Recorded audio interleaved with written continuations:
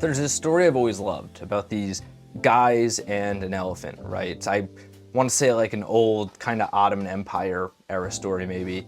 And it's a village of blind guys, right? A whole blind village. And an elephant comes in, like an emperor or whatever, comes in on his elephant, and all the blind guys walk up to it and start feeling around, being like, what's this giant thing? And like they're trying together to say I think in the story they kind of phrase it as like what this beast feels like. And one of them's feeling the trunk, and they're like, it's long and squiggly. I don't know what an elephant trunk feels like. And then one of them, feels the leg, and they're like it's like a pillar. One of them feels the tail, they're like it's thin. They're all grasping like a tiny little part of it, going like, I know what it feels like. I know what this beast looks like. And I think it's so interesting, right? I love this story because they all start yelling at each other like, I get it, but none of them actually do. They're all wrong and right at the same time. And this story is traditionally used to be an example of how systems work, how the world works and how we all perceive it, because we're all living in systems. We all feel a tiny little piece of it, and we think we understand the whole, we think we understand the world and what it looks like, but we can only see a small fraction of it. And it's one of my favorite things ever. Like, it really does hit me so hard whenever I think about it. But I also always kind of thought that the story was a little bit wrong, because obviously I don't know what it's like being blind, but these guys would know that they're a little bit wrong, right? Because not that I've ever been close up to an elephant, but I would imagine you could smell it a little bit. It's a giant thing. You would probably feel the warmth coming off of it. You would probably know that as much as like, yeah, I feel this trunk, there's a little bit of something behind it. Even if you say you know what it feels like without feeling that something behind it, you know that you're not 100% right as much as you might have something correct about it. And this is also how systems work. I think this is a feeling that, quite frankly, isn't talked about that much because you sound a little crazy talking about it. But the feeling that there's something bigger lying right behind the reality and the world that all of us can feel, I think is a familiar feeling, I want to say. I mean, I know I can relate to it. Everybody I've talked to about this can relate to it. The feeling that like, I live this life, I understand the world around me, and I think for a lot of us, I can't say for everybody, our lives are somewhat simple. At least if you reduce them to the right components, they're simple. Like I mean by that not in terms of like your whole life is easy and gonna be like a straight and narrow path. Everything is complicated, of course, but at the same time, if you talk about like your day to day, using myself as an example, like I wake up today, I go to work, come back, record one of these usually, I'll go on a run, go to the gym, hang out with people, maybe go to the diner with some friends. If it's one of those days, go to bed. It's a relatively simple life. There's a giant truck outside. I hope you guys can't hear that. What do we got? Oh, it's a school bus. But, like, it is simple. Again, if you reduce it to the right components. If you're in school, you're going to be waking up, you're going to go to class. It's all just how you phrase things, of course, but there is an element, at least in the monotony of all of our day-to-day lives, that makes it feel extremely simple. I think, though, that the world, to me, as somebody experiencing it, feels like such a paradox because of this. Because nothing about it is simple, right? Like, each person's life is probably, I don't want to say simple because I think that's reductive, but I think capable of being reduced. Let's say that, maybe my life isn't simple, but you could reduce me down to, he's a graphic designer. He likes painting. I think you can do that with a lot of lives. I really do. You can even do that like on a bigger scale of, okay, maybe I'm in this area of the city. A lot of these people work in this industry. You know, I got a plumber who comes and does this. Like, you can kind of separate society off into different sectors. I mean, this is how we do it, right? The service sector, the manufacturing sector. Like, we do literally organize society in this way. And it feels simple, right? Like, once you get to that point of zooming out of the picture, it feels simple. But if you zoom out just like a little bit further, and try and look at a little bit more of these things, you know, maybe you take people just away from their work, talk a little bit less about their labor, about their jobs, and you start to think a little bit more about, I don't know, their emotions, how they feel about those jobs, how they feel about their place in society. And then combine that with just zooming out of that picture a little more, it's indecipherable. I can't even begin to describe it here because it's not simple by any means. It's something that none of us are capable of understanding. And that's what I think is so interesting about life.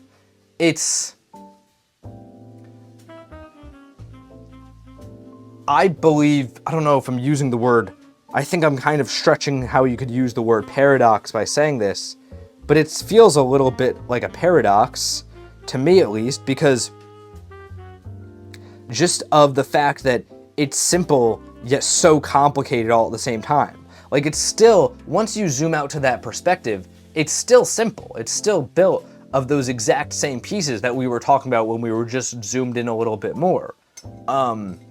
But you can't understand it anymore. Like, that's why I think it's so interesting, because since the whole world is one big system, and since the systems that we're in are built of relatively simple parts, again, if you reduce them in the right way when you're speaking about them, at least, or kind of categorize them right, I guess.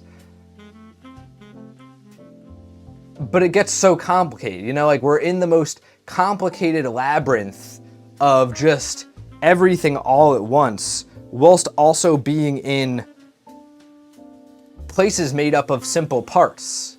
Things that we not only can understand, but live through every day. I mean, I'm probably speaking to, like, let's say 20, 30 people watch this, probably speaking to people from a variety of sectors. We could build a little society with people watching YouTube videos, you know what I mean? But you can't understand it because it gets indecipherable once you zoom out too much. And I say all this to say that I think that if you curate how you speak about the world and look at things through these tiny little windows, right, you can make things as simple or as complicated as you want. And I think that's the hardest part about life, is that even when things seem simple, there is a huge amount of complication right below the surface that we can all feel and understand. Or maybe not understand, but we can all feel, right? And that's where I think, so obviously we know when we're talking about a system, the sum of the parts is always going to be different from the whole. You know what I mean? Like, it's the same as baking a cake. Cake, flour, eggs, sugar, don't know what else goes in there. Let's say maybe a bit of baking soda, you know, if we're gonna get crazy. Never baked cake in my life, you know, more of a brownie guy, more of a pancake guy. But let's say it's those ingredients. We all understand that once you put those ingredients together, you are going to have a cake. You're not gonna have a mushy, weird mixture because you're gonna bake it. You're gonna do these things to it. It's gonna look very different. I think systems work the same way. Actually, I don't think this is like a principle of systems theory or whatever that field's called, right? So, knowing that, right, I think once you introduce this idea that all these very simple parts are creating this complicated whole that we could never in a million years be capable of understanding, once you understand that, I think that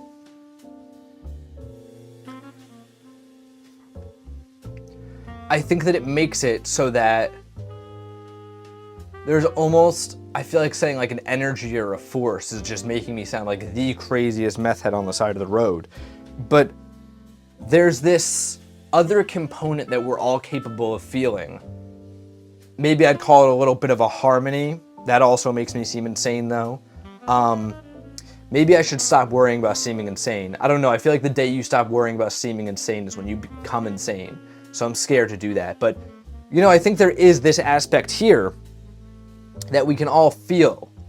And I think that's what intuition is. I think that the combination of all the parts introduce a third element that is different from the whole. If we're talking about the cake, you know, maybe it'll be the air that comes in between and makes the cake airy and spongy. I think we're all capable of feeling the air in between the ingredients of the cake that is the world around us, even though we can't 100% put our finger on what it is. And I think that that's where our intuition comes from.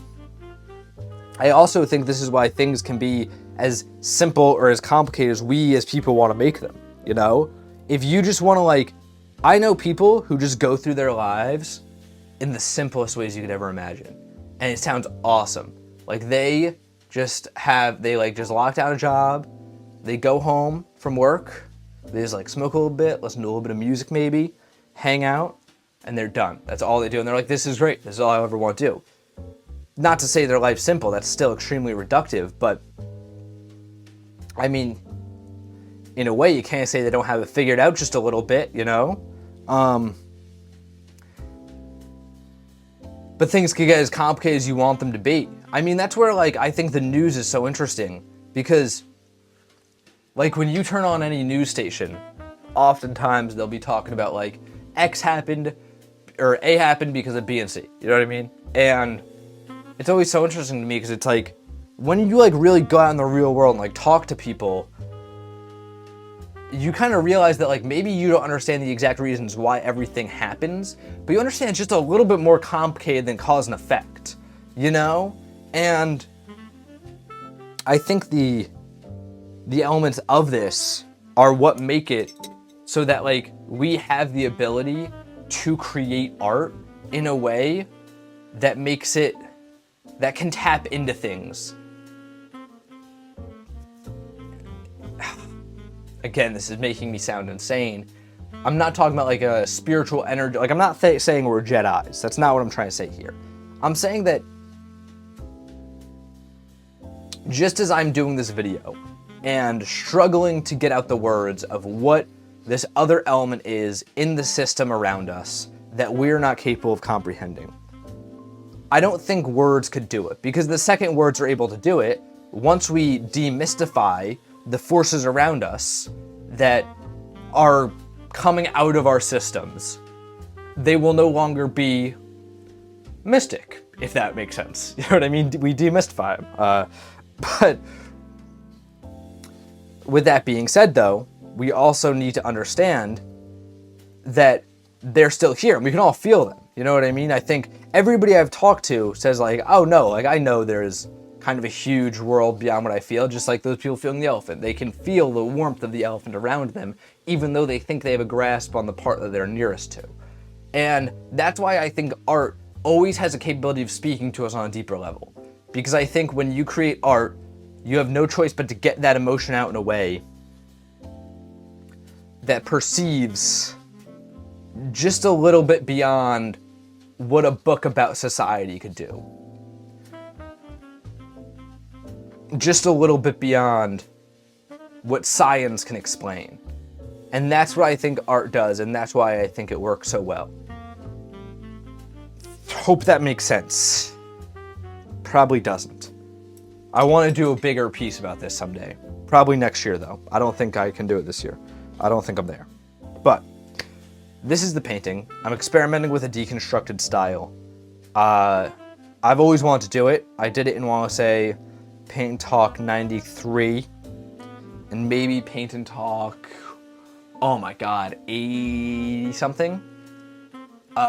And those came out terrible because I realized what I was doing was going and trying to make a deconstructed image, and what I actually needed to do was go and trying to make a normal image and just stop at a certain point. Because what I like about this image is, just as we were talking about this whole idea of, you can kind of feel the rest of the world around you even though you can't exactly perceive it. I think images like this are so cool because your mind can perceive the parts that are 100% rendered, like the eyes on this are rendered 100%, but the nose, you kind of got to feel it out, and everyone's going to feel their own version of a special little thing in there. And I think that's what I really like about this. The hard part, and I think I'm probably going to continue doing these, the risky series to do, I think, because I think it could come out really bad a lot of the time. I think this is going to be a very hit or miss series for my next arc here. But the tough part is there's a fine line between intentionally leaving a painted deconstructed and just not finishing one. You know, there's a line between leaving something up for interpretation and just not finishing all the details of it. I also think, though, if I filled this in with a normal skin tone, I probably could have had a pretty good face here. But yeah, that's the thing that I love about sketches, is that your mind has to fill in the rest of it, so it's always going to look a little bit better than it actually will. And that's what I think is so cool about this.